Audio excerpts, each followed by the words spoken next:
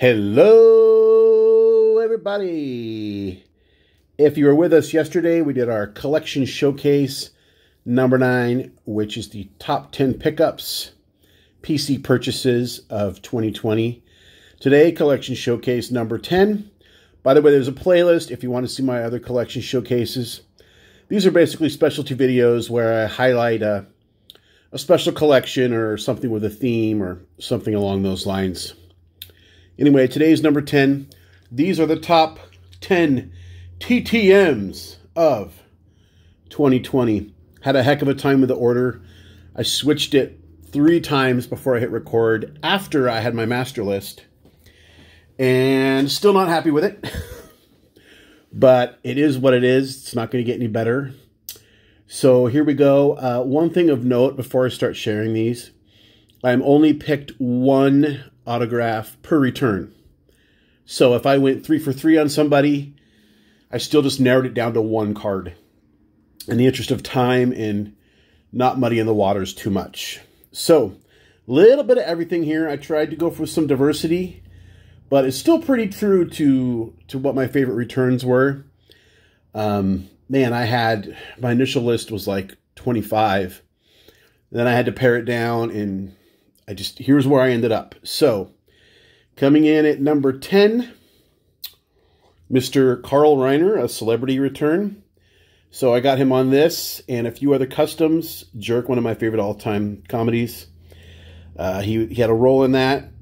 And unfortunately, about 2 months after I got this return, Mr. Reiner passed away, like seemingly so many others this year. But I was grateful to add that to the collection. That's number 10. Number 9, he's a great signer. He's a great dude. All-time great third baseman. Had to find a way to get a Brooks Robinson in here, so I did at number 9.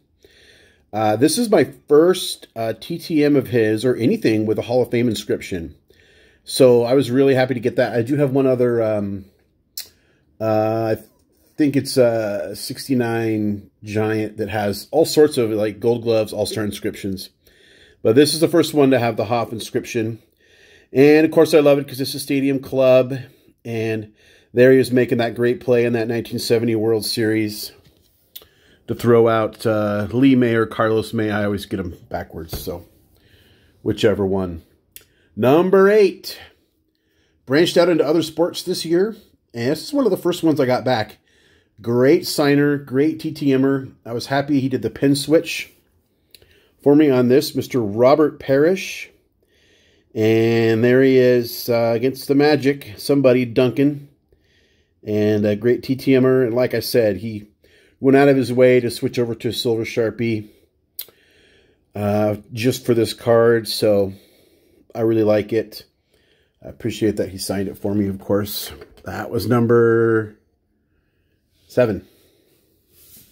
That was number 8. This is number 7. Again, going with another sport. I sent to this player twice. And the first time was the original version of this card. And the second time was the Archives. I like the Archives a little better just because of the shine. And the had the Hall of Fame inscription on with it. So here we go with Mr. Charlie Joyner. And Archives Reserve card from, I forget what year. Let's see if I can read it. I can't. 01 maybe? I don't know. Anyway, there it is. Mr. Charlie Joyner. Great signer. Despite the pen bleeding a little bit here, I still love how that one turned out. One of my favorites. Probably one of the next cards I'll get slabbed once I start doing that again. I'm trying to figure out if I'm going to be a Beckett only person or sorry, PSA only person or what before I do anything with slabs. It's just so hard to do and so expensive. Here we go with another football. Number 5. Great American hero and heck of just a hard-nosed football player, Mr. Rocky Bleier. I believe he stopped signing because he got overwhelmed. So I was happy to get this when I did. Great in-action card. Wrote him I thought, a very good letter. Just thanking him for his service, and then I just admire him for his accomplishments. Great guy. Here we go. 4. Is that right? Yeah. No. I'm looking at 5 cards. This has got to be 4. I might have 11 cards here. Whatever. It's a top 11. You'll all get over it. How did I do that? How did I do that? All right. I got myself straightened out here. Because we're going backwards. It messes with my brain. This is number 5. Back to baseball.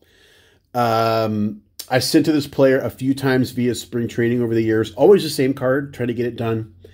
And I think this was my 3rd shot. Finally got it done. So he's not a Hoffer like a lot of these other guys. But really happy to get Mr. Felipe Alou on a 64 Topps. Looks great. Like I said, sometimes persistence pays off. Let's do this. We'll double up since we're rounding the home stretch. Next up, back to celebrity. A lot of people know this actor from other roles, but I was obsessed with this 80s movie that he was in. And so that's why I was targeting him, even though I got other customs for some of his other roles, including 2 appearances on Seinfeld. But here we have Mr. John Grease, who you may know as Uncle from Napoleon Dynamite. And here he is as Laszlo Holyfeld in Real Genius. And he signed 3 customs for me and wrote a great little little comment on return letter. So to me, he'll always be, Uncle Rico will always be Laszlo from Real Genius. Okay, number 3. I think I finally got my numbering straightened out. Player, really good ball player. Really good ball player. Mired in controversy. Probably might not see the Hall of Fame. I don't know. Certainly has the numbers. Didn't really sign during his playing days at all, but a little window opened up where he was signing at least 1 for free. I think I got 2 for 5. I don't remember. But I was happy to get Rafael Palmeiro. This is the 92 Fleer Ultra. Got him on a few others as well. I believe he's at least 10 per now, because he got overwhelmed, which, as you might imagine. I was happy to get the Rafi. There we go. Number 2. Back to the Hall of Fame. Baseball. Mr. Juan Marichal on a 64. Of course, I have a lot of these. I have like 55% of the set done, but here was a Hall of Famer that I needed and got this one done pretty early in the year. Happy to get that. I think it was 10 for that one. Got them on a few others as well. Last and not least, but most, this one is my number 1 favorite. The others I waffled on, but this is my favorite because it completes a duel. Had the Hall of Famer on the card already. Bought it years and years and years ago. And was able to add the other person. And this is the next card I want to get slabbed, even though it's going to cost me double because it's got 2 players. The first player is Mr. Gary Carter. And I was able to add the Cobra, Dave Parker, to this Fleer NL All-Stars Carter and Parker card. Very happy to own that. Was a really good year for TTMing, especially with some of the Hall of Famers, like particularly in this stuff. I made it a point to I had a stack of Hall of Famers who charge. And beginning of the year, I just started chipping away at those and got a lot done. And then I tapered off significantly when I started getting some of the stuff you saw in yesterday's video. Well, you're always making sacrifices when you collect. I know somebody mentioned they didn't get to send to Phil Necro and before he passed away. And it's the kind of thing that happens in this hobby. There's so much to do and so much to collect. you're always making a compromise. If you're not, you know, spending $1 on a TTM, you know, that money's going to a card for your PC, like a non-signed card or something. And you just have to be comfortable with that and make sure you're having fun, because why would we do this if we weren't having fun? I don't know. I can't imagine being an investor. I feel bad for those people that they have bad days in this hobby, because it's just too awesome. And honestly, there's not enough money in it to even try to do that. That's my speech for today. These are my top 10 TTMs for the year. I hope you enjoyed it, had a good time. I know I did. And until next time, remember, we don't count subscribers, we count friends.